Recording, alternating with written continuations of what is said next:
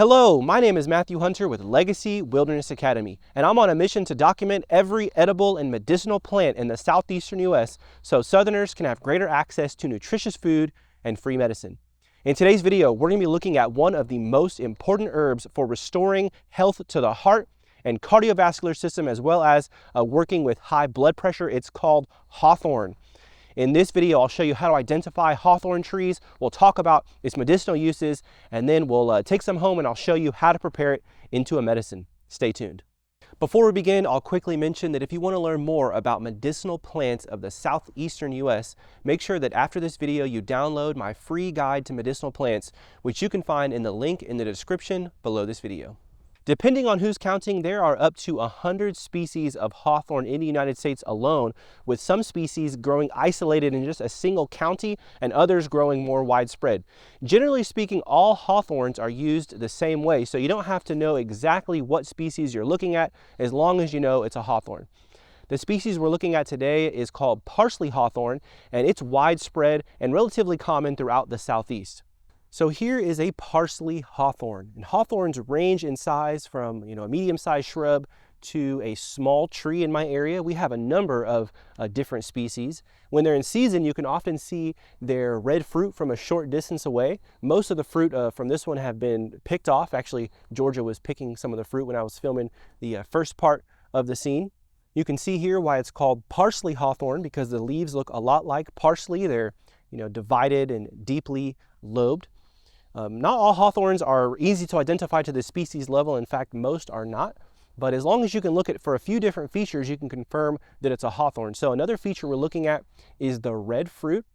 And just like an apple has that little thing on the bottom, they're actually called persistent sepals. Hawthorn and a lot of other plants in this family, it's the rose family is what it's called, have those same little persistent sepals. So we're looking for those 5 persistent sepals on the bottom. A lot of times they kind of dry and you can't really tell there's 5 or they fall off. But on some of them at least you should be able to see 5 sepals. So that's another feature to look for. Another thing we're looking for is thorns. Most of the hawthorns, hence their name, have thorns. And there was actually another species of hawthorn that I happened to run into while filming this video. I don't even know what species this is, but I just happened to walk by it and see that it was a hawthorn. And the way I was able to identify it was because of its fruit that had the 5 little persistent sepals. It had thorns on it. And then as you can see here, the leaves look quite a bit different than the parsley hawthorn, but I was able to make an identification, at least to the genus level. I know this is in the genus Crataegus, but I don't know what it is, so we'll just call it Crataegus species. Lastly, not all species have this feature, but the parsley hawthorn does, and at least 1 or 2 other species in my area. But if you look at the trunks, sometimes you can see areas where the outer bark has sort of peeled away, and it leaves these sort of burnt orange or sort of dark orange patches, and you can see that here. So this is not always going to be an easily seen feature, but it's very often the case, especially with parsley hawthorn, that it's quite noticeable if you take the time to look at some of the larger branches and especially the main trunk.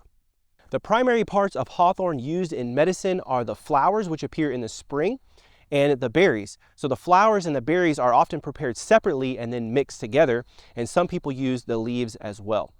So depending on the species, the fruit is going to appear at different times. I think most hawthorns fruit around September.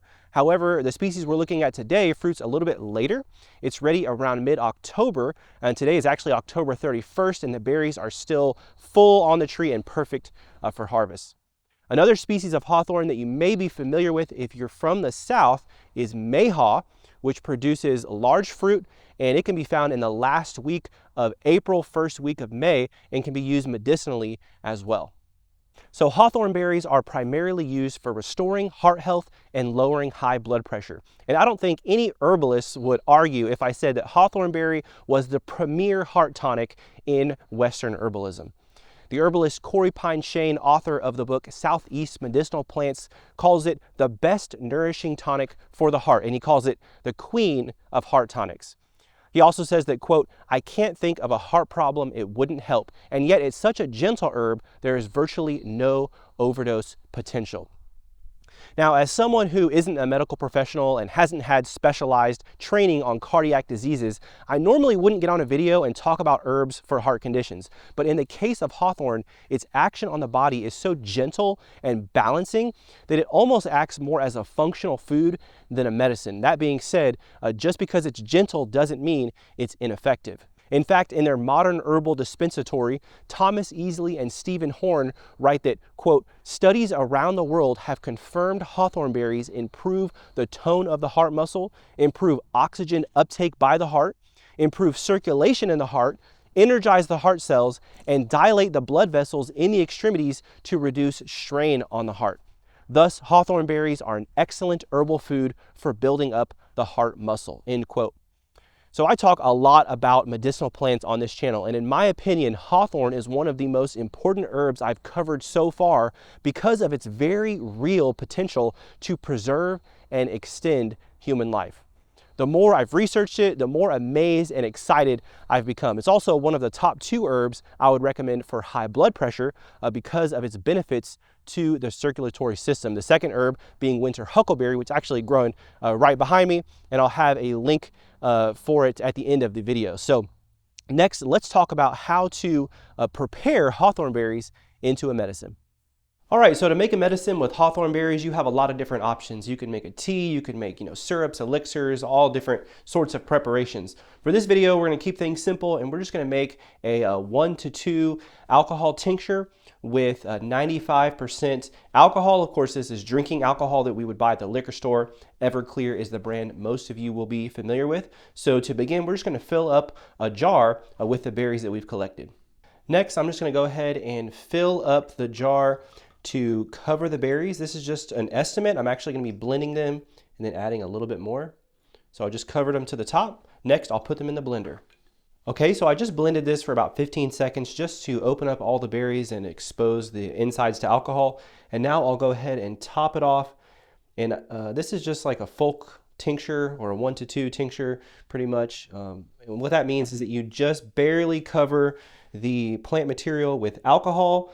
Might put just like a tiny bit more in there, and you'll stir this, once a day or every couple days, and this will sit for 4 to 6 weeks. After that, I'll go ahead and strain it, and I'll have my finished tincture.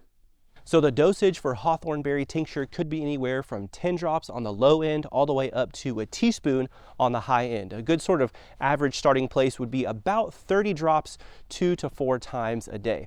And to get the best effect from hawthorn, it needs to be taken for long periods of time, anywhere from a few months all the way up to a few years. And it is one that is considered safe for long-term use. As far as contraindications, hawthorn may reduce the need for some heart medications and may or may not have significant interactions with some heart medications. So people who decide to use it to be on the safe side should have their heart medications monitored by a physician. That's all I have for you guys today. So if you want to learn about another plant that is good for high blood pressure, that has tasty edible fruit that are ready around the same time as parsley hawthorn berries, then check out this other video I have popping up beside me on winter huckleberry.